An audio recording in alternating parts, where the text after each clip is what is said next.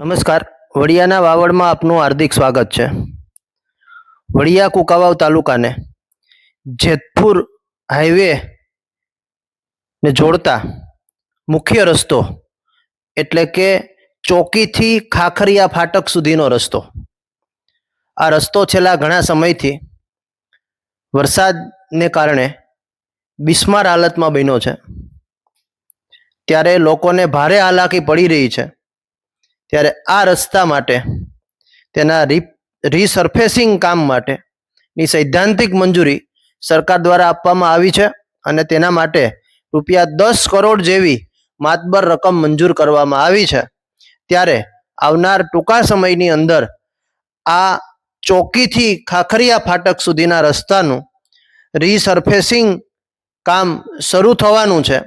ત્યારે હાલ સરકાર દ્વારા આ કામને સૈદ્ધાંતિક મંજૂરી આપી ₹10 કરોડ ફાળવવામાં આવ્યા છે. ત્યારે આ કામની મંજૂરી માટે આ વિસ્તારના ધારાસભ્ય અને રાજ્ય સરકારના મંત્રી કૌશિકભાઈ વેકરિયાએ રાજ્ય સરકારનો આભાર માન્યો હતો. ત્યારે ચોકીથી ખાખરિયા ફાટક સુધીના 12 કિલોમીટરના રસ્તાનું રીસર્ફેસિંગ કામ માટેની સૈદ્ધાંતિક મંજૂરી સરકાર દ્વારા આપવામાં આવી છે.